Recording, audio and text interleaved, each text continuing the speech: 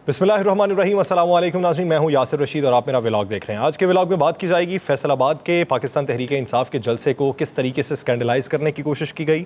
दूसरी बात ये की जाएगी कि पंजाब हुकूमत ख़तरे में है तो कैसे ख़तरे में है, इसके लिए क्या प्लानिंग की जा रही है पाकिस्तान मुस्लिम लीग नून की जानिब से या PDM की जानिब से, चौधरी शुजात साहब के हवाले से क्या इत्तलात हैं। और तीसरी बात ये कि कप्तान के हालिया बयानात को लेकर जो सैलाब ज़दगान के बारे में है और जो मुख्तलिफ नौइयत के हैं उनको किस तरीके से प्रोपिगेट करके आवाम तक पहुँचाया जा रहा है, उसके पीछे मुनज़्ज़म कैंपेन किसकी है, इस सब पे मुफस्सल गुफ्तगू की जाएगी। तो बात का आगाज़ कर लेते हैं। PTI के फैसलाबाद के जलसे के हवाले से जो इकबाल स्टेडियम में सजाया गया जलसा बहुत बड़ा था। जिस तरह उनके गुज़श्ता जलसे बहुत बड़े हुए हैं, गुजरात का, बहावलपुर का, सरगोदा का, एक अच्छे जलसे हुए एक ऐसे माहौल के अंदर कि जब आवाम मुश्किलात का शिकार हों, आवाम को अपनी मुश्किल सिर्फ ये दिखाई दे रही हो कि उसके अशियाए ख़ुरनोश का ख़र्चा ना पूरा हो रहा हो और उसके बावजूद भी आवाम जलसों में शरीक हों और जलसों में हुकूमत को ललकारें, ये एक बहुत बड़ी तब्दीली होती है। कभी कभार आवाम सिर्फ अपने आप का सोचते हैं कि ये कोई भी हुकूमत को तब्दील नहीं कर सकता, अवाम ये सोचते हैं कि कोई भी बेहतरी नहीं ला सकता, तो एक वक्त वो आता है कि वो चुप के घर में बैठ जाते हैं या फिर वो खाना जंगी की तरफ रुजू करते हैं। इस माहौल के अंदर भी अगर पाकिस्तान तहरीक इंसाफ पे अवाम इक्तफ़ा कर रहे हैं तो उसके पीछे बहुत बड़ी वजूहात हैं। अब फैसलाबाद का जो जलसा था, जिसमें पिछला भी रिकॉर्ड खान साहब ने बनाया हुआ है कि फैसलाबाद में एक बहुत बड़ा जलसा उन्होंने धोबी घाट में जब किया था तो अतराफ़ की जो सड़कें थी वो सारी भरी हुई थी, जो 8 बाज़ार थे वो भी भरे हुए थे, एक बड़ी स्क्रीन जो थी वो घंटा घर में भी नस्ब की गई थी और वहाँ पे भी लोग वो लाइव खिताब को सुन रहे थे। तो अब की बार भी अगर इत्तला दी गई है तो जलसा वैसा ही बड़ा हो जाना था, लेकिन इसके बावजूद खान साहब को इस बात पे नज़र रखनी चाहिए कि जलसे को सबूताज करने की कोशिश कौन कर रहा है कि जब उनकी अपनी ही हुकूमत पंजाब के अंदर मौजूद है। इत्तलात ये हैं कि डिप्टी कमिश्नर फैसलाबाद की तरफ से मुख्तलिफ मिल्स मालिकान तक पैगामात पहुँचाए गए। अब फैसलाबाद एक इंडस्ट्रियल एरिया है जहाँ पे बहुत बड़ी बड़ी मिल्स भी मौजूद हैं, टेक्सटाइल मिल्स मौजूद हैं, फिर छोटी मोटी फैक्ट्रीज़ मौजूद हैं। तो उनको उनके जो मज़दूर हैं उनको लाने ले जाने के लिए जो ट्रांसपोर्टर्स हैं उन ट्रांसपोर्टर्स तक भी पैगामात पहुँचाए गए कि ये जो मज़दूर हैं, ये जो काम करने वाले हैं, इन्हें ले कर आपने इकबाल स्टेडियम में जलसे में शिरकत करनी है, ये पैगामात पहुँचाए गए। फिर जो लेबर ऑफिसर्स थे उनके थ्रू भी पैगामात पहुंचाए गए हैं कि अवाम जितनी बड़ी तादाद में वहाँ पे आप जमा कर सकें आप भेजें, आपको भेजना हर सूरत आप पे लाजिम है और अगर आप नहीं भेजेंगे तो आपके ख़िलाफ़ फिर मुख्तलिफ हीले बहानों से आपके ख़िलाफ़ एक्शन लिया जाएगा, ये पैगामात पहुँचाए गए। तो सवाल ये पैदा होता है कि जब पाकिस्तान तहरीक इंसाफ को अच्छी खासी मकबूलियत हासिल है, पाकिस्तान तहरीक इंसाफ के फैसलाबाद में गुज़श्ता जलसे का एक रिकॉर्ड भी मौजूद है और PTI को फैसलाबाद से पजीराई भी बहुत मिल रही है, तो इस माहौल के अंदर फिर ये जो इक़दामात किए जा रहे हैं, ये जो प्रोपेगेट किया जा रहा है और ये जो प्रोपेगेंडा है ये किसकी तरफ से किया जा रहा है, यानी PTI की साख को मुतासिर करने की कोशिश कौन कर रहा है, इसके ऊपर ख़ास नज़र रखनी चाहिए। क्योंकि आज के दिन ये बहुत सी खबरें फैली हैं और फिर आने वाले दिनों में कि जब मिल्स मालिकान मुख्तलिफ फैक्ट्रीज़ की तरफ से पाकिस्तान तहरीक इंसाफ को हिमायत भी हासिल थी कि एक्सपोर्ट का काम PTI के दौर में बहुत अच्छा चला था। अब इस तरह के अगर पैगामात उन तक पहुँचाए जाते हैं और या इस तरीके से मिल्स मालिकान या फैक्ट्री ऑनर्स को धमकाया जाता है तो फिर PTI से वो एक कदम पीछे भी हटेंगे।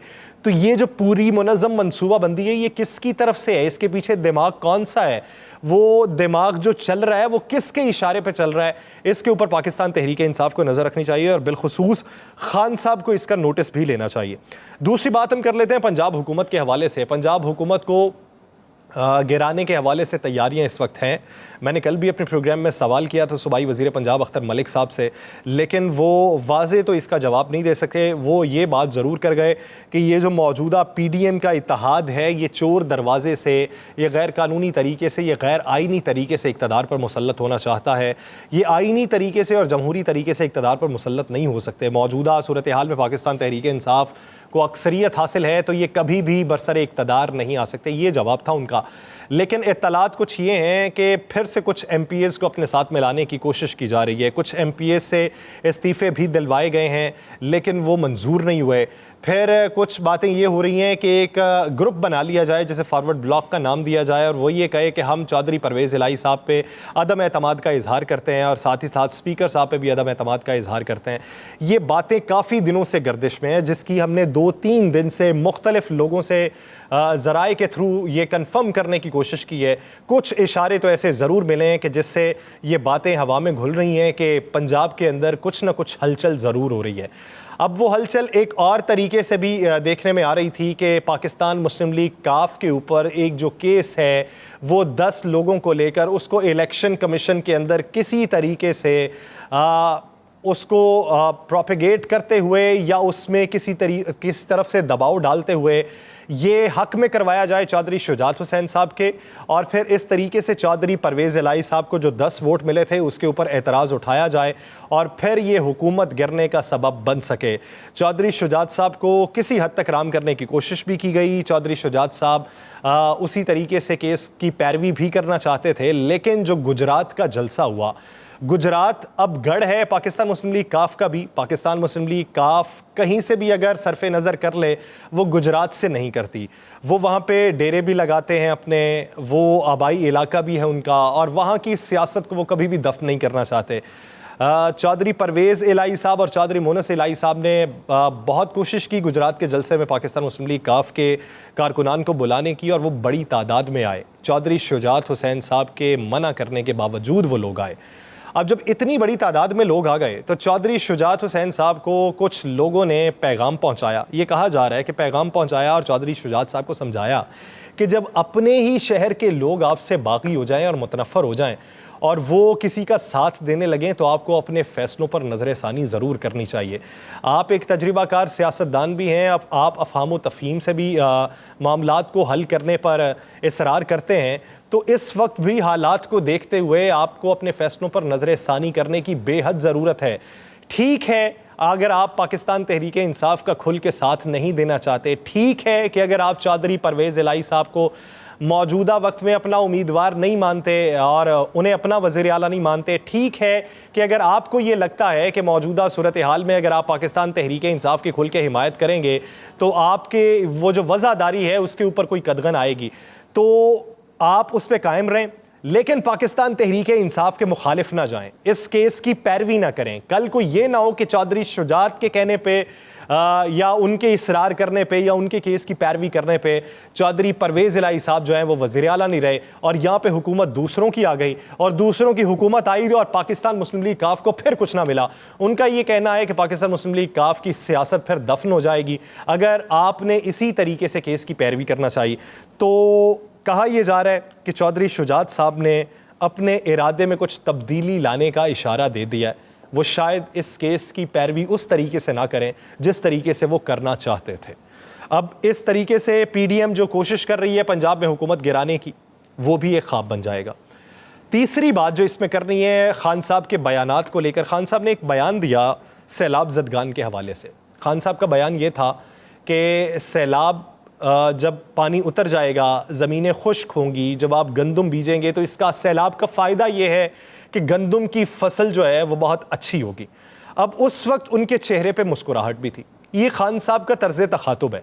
वो जब कोई अहम बात करना चाहें और वो संजीदा नौइयत की हो तो वो अपने चेहरे पे मुस्कुराहट ले आते हैं। ये आज तक उनकी ये मंतिक समझ नहीं आई। ये हर शख्स की अपनी अपनी एक आदत होती है। उसका आदात व अतवार इस तरीके से होते हैं कि असलूब उसका उस तरीके से बन जाता है, वो खसलत में शामिल हो जाती है वो अदाकारी के वो चेहरे के ऊपर आपके असरात कुछ और तरह के होते हैं और ज़बान से जो अल्फाज आपने अदा किए वो कुछ और तरह के होते हैं। अब उस पर खान साहब पे बहुत तनकीद हुई। बहुत से जो ज़रई माहिरीन हैं और उनका ये मानना है कि पानी जब उतरता है तो फिर गंदम की फसल को बहुत ज़्यादा फ़ायदा होता है, लेकिन खान साहब को अपना अंदाज़ तब्दील रखना चाहिए था। ये वजह है कि आपने अगर कोई बात करनी है तो असलूब बेहतर रखें और अल्फाज का चुनाव बेहतर रखें। बारहा मौके ऐसे आते हैं कि आप बात सही करना चाहते हैं लेकिन आपके अल्फाज का चुनाव सही नहीं होता। यानी मिसाल के तौर पे खान साहब अगर ये बात करते कि सैलाब से बहुत ज़्यादा नुकसान हुआ है, तो फसलें पाकिस्तान में तबाह हुई हैं, फसलों की कमी का हमें सामना करना पड़ रहा है, लेकिन आने वाले दिनों के अंदर गंदम बेहतर हो सकती है। तो वो गंदम जो बेहतर है उससे तो हमारा एक मसला तो हल होगा, लेकिन इनकी बहाली सबसे बड़ा मसला है, वो भी हमें हल करना चाहिए। अब ये अंदाज़ मुख्तलिफ था, ये असलूब मुख्तलिफ था। अगर इस तरीके से पैगाम दिया जाता तो हो सकता है कि इतना वावेला ना होता और इतनी कंपेन ना चलती। खान साहब को अपना तरीका कुछ इस तरीके से तब्दील करना चाहिए कि वो जब बात करते हैं तो बात करते वक्त संजीदगी चेहरे पर हो, अगर संजीदा बात है, और अगर वो नॉर्मल बात है तो उस वक्त आप कोई भी तासुर अपने चेहरे के ऊपर रख सकते हैं। मिसाल के तौर पे खान साहब जी जब ये बात करते हैं कि मेरी 26 साल की जद्दोजहद है और 26 साल की जद्दोजहद में बहुत से उतार चढ़ाव देखे हैं, तो और उनका मानना ये भी है कि मरीम नवाज़ की कोई जद्दोजहद नहीं है, सियासी तौर पे बिलावल भुट्टो की कोई नहीं है, तो फिर खान साहब को टक्कर भी लगानी है तो अपने मर्तबे के मुताबिक लोगों से टक्कर लगाया करें। हर जलसे के अंदर मरीम नवाज़ का तज़किरा करना या बिलावल भुट्टो का तज़किरा करना, जब आपको ये लगता है कि वो आपके मर्तबे के बराबर नहीं है, उनकी जद्दोजहद उतनी नहीं है, वो छोटे बच्चे हैं, तो फिर आप उनका तज़किरा बार बार क्यों करते हैं? आप खुद उन्हें फ्रेम करने की कोशिश करते हैं, ना किया करें। आप उनका तज़किरा ही ना करें, आप उनका तज़किरा करें जो आपके मुताबिक आपके टक्कर के लोग हैं, तो उससे तर्ज़ सियासत भी तब्दील हो जाएगा। खान साहब आने वाले दिनों के अंदर अगर अपने जिस तरह माजी के अंदर वो अक्सर औकात का की गलती कर जाते थे, जेंडर में जिससे तब्दीली भी हो जाती थी, फिर रफ्ता रफ्ता कुछ बेहतर हुए, उनके जुमले या असलूब भी बेहतर हो गया। खान साहब अब कुछ थोड़ी सी तब्दीली कर लें और अल्फाज का चुनाव जो मोहतात कर लें, तो उससे तरीक़ाकार तब्दील भी हो सकता है। और रोज़मर्रा की इस तरह की जो प्लानिंग है PDM की और सोशल मीडिया पर स्कैंडलाइज करने की, ये भी दम तोड़ती हुई दिखाई देगी। मुझे दीजिए इजाज़त, अल्लाह ने के बाद।